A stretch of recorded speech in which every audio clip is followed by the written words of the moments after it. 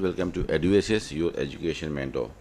सो friend, देखते हैं NEET UG में फ़िलहाल क्या अपडेट चल रहे हैं। पिछले 24 घंटे के अंदर ज़्यादा नहीं, 3-4 जगह ही इम्पैक्ट आया, बाकी सारा एज यूजुअली चल रहा है। यूपी का रजिस्ट्रेशन सेकेंड राउंड का आज से स्टार्ट हो जाएगा शाम को 5 बजे से, जो कि 15 तारीख तक चलेगा।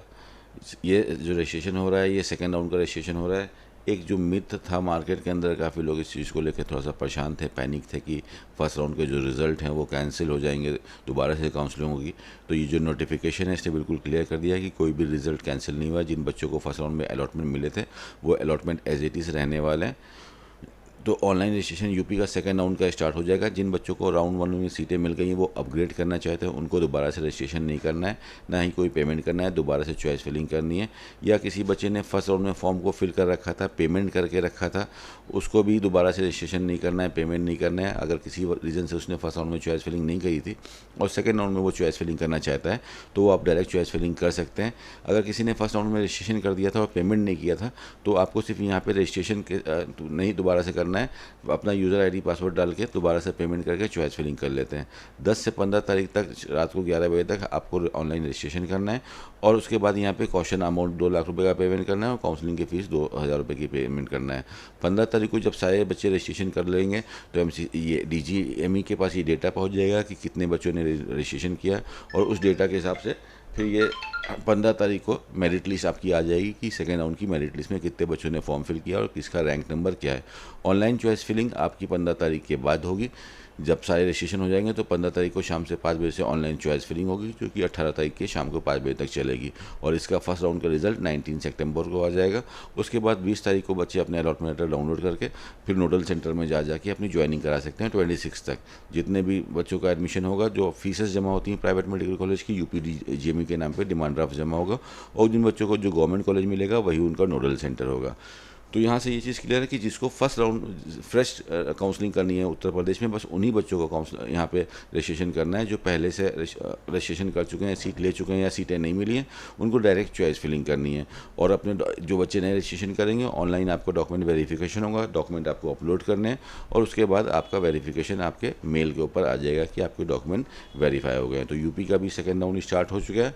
राजस्थान में कल जैसे कि हमने एक सेशन में बताया था कि कुछ कॉलेज बढ़ने वाले हैं, वो ऑफिशियली एक नोटिफिकेशन आ गया है कि गीतांजलि का जो नया कैंपस है जो जयपुर के अंदर आया है, उसके अंदर 150 सीट्स का इंक्रीमेंट हुआ है।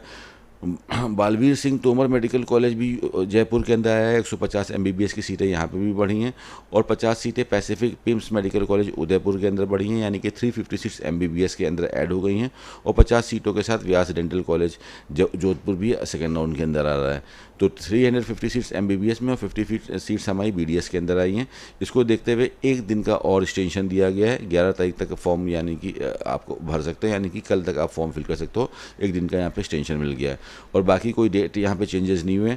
जो 12 तारीख को बच्चों को SMS जयपुर जाना था अपने डॉक्यूमेंट वेरिफिकेशन कराने के लिए, पैरामिलिट्री वाले स्टूडेंट्स को, PWD वाले स्टूडेंट्स को, NRI वाले स्टूडेंट्स को, वो शेड्यूल एज इट इज चलेगा। 12 का आपको SMS जयपुर एकेडमिक ब्लॉक के अंदर डॉक्यूमेंट वेरिफिकेशन होगा और डॉक्यूमेंट वेरिफिकेशन होने के बाद फिर आपकी एक मेरिट लिस्ट आ जाती है क्वालिफाइड बच्चों की। फिर आप लोग ऑनलाइन अपना कॉशन अमाउंट पेमेंट करते हो 5 लाख का, जिनको प्राइवेट और NRI में जाना है, 1 लाख का BDS वाले, 50,000 का गवर्नमेंट वाले। और ये ऑनलाइन पेमेंट करने के बाद कॉशन अमाउंट का फिर अपनी चॉइस फिलिंग कर सकते हैं। ये जो नए कॉलेजेस आए हैं MBBS की, इनकी ट्यूशन फीस फिलहाल अभी वेबसाइट पर नहीं आ रही है। जैसे ही आप लोग की चॉइस फिलिंग एक्टिवेट होगी 12 तारीख के बाद, फिर इनकी फीसेस भी आपको वेबसाइट को देखने को मिल जाएंगी। फीसेस देखने के बाद भी फिर आप यहाँ की चॉइस फिलिंग करें।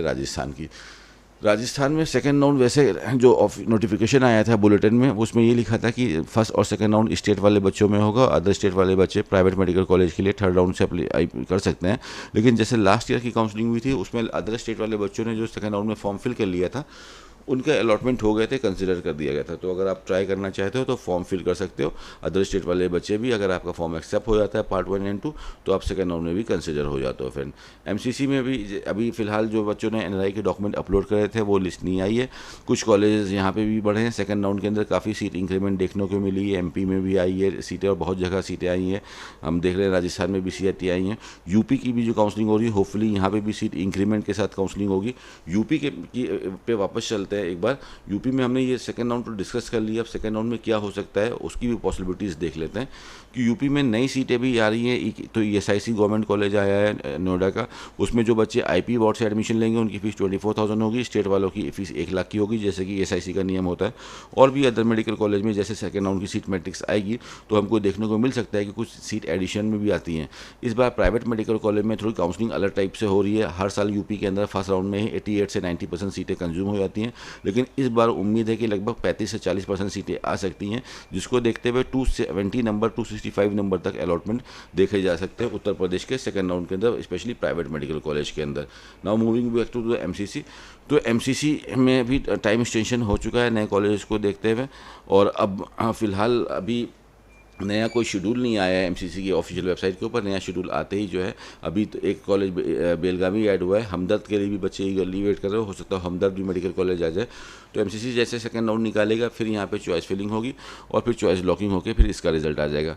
KEA की बात करते हैं कर्नाटका की। कर्नाटका ने भी ये बोल के रखा था कि MCC के रिज़ल्ट के बाद फिर हम अपना फाइनल रिज़ल्ट करेंगे। तो हम जैसे उम्मीद कर रहे थे कि 11 तारीख को MCC का रिज़ल्ट आ जाएगा, फिर 12 तक हमारा कर्नाटका का आ जाएगा।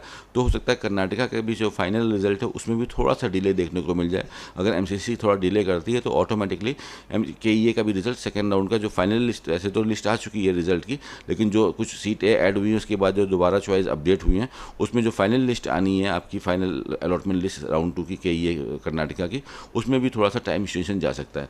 तो फिलहाल ये अभी लेटेस्ट चल रहा है, बाकी सारे स्टेट्स में एज यूजुअल चल रहा है। MP में भी सेकंड राउंड स्टार्ट हो चुका है, लेकिन नए बच्चे फॉर्म नहीं फिल कर पाएंगे। जो पहले राउंड में जिन बच्चों ने फॉर्म फिल कर रखा है वही नई चॉइस फिलिंग कर सकते हैं, या जिन बच्चों को पहले सीट मिल गई है वो अपग्रेड के लिए ट्राई कर सकते हैं। पंजाब में भी हमारी चॉइस फिलिंग एक्टिविटी चल रही है, ज़्यादातर स्टेट में भी चॉइस फिलिंग एक्टिविटी चल रही है, और 18 तारीख से रिजल्ट आना शुरू हो जाएंगे। बिहार का रिजल्ट 12 तारीख को आने वाला है, लेट्स अज्यूम कि 12 तारीख को रिजल्ट आ जाए, लेकिन MCC का रिजल्ट डिले की वजह से हो सकता है बिहार का भी रिजल्ट पोस्टपोन हो जाए और थोड़ा सा वहाँ पे भी एक्सटेंशन देखने को मिल जाए। फिलहाल ये हमारा चल रहा है। राउंड 2 के अंदर ये चीज़ बहुत क्लियर है कि जो प्राइवेट मेडिकल कॉलेज में जिन बच्चों को सीट नहीं मिल पाई थी फर्स्ट राउंड में, उनको आसानी से सीट मिलेगी अगर आप सही जगह पर टारगेट करके चॉइस फिलिंग करते हो। बिकॉज काफ़ी सीटें आई हैं सेकंड राउंड में, और काफ़ी सीट कैंसिलेशन की भी आई हैं, वर्चुअल में भी काफ़ी सीटें हैं, क्लियर वैकेंसी में भी काफ़ी सीटें हैं। तो सही से आप काउंसलिंग करते हो तो हर स्कोर के ऊपर 140, 50, 200 हर स्कोर पे बेस्ट से बेस्ट सीट अवेलेबल है। बस आपको सही पोर्टल के ऊपर सही चॉइस फिलिंग करनी है फ्रेंड। तो this was all for today friend. बाकी आप हमारी वेबसाइट eduss.com पे भी जाके अपनी काउंसलिंग की अच्छी प्रिपरेशन कर सकते हो। जो अभी रिजल्ट्स आए हैं फर्स्ट राउंड के वो सब देख सकते हो, फीस का अपडेट दे सकते हो। यूपी में भी फीस में थोड़ा चेंजेस आ सकता है, जैसे भी चेंजेस आते हैं प्राइवेट मेडिकल कॉलेज की वो वेबसाइट के ऊपर अपडेट हो जाएगा। इसके बाद ही फ्रेंड अगर आपको कोई इशू होता है, कोई प्रॉब्लम है काउंसलिंग के लिए, तो हमारी टीम से आप मेंटरिंग ले सकते हो, हेल्प ले सकते हो। Thank you so much for watching us. All the very best for your NEET counselling activities friend.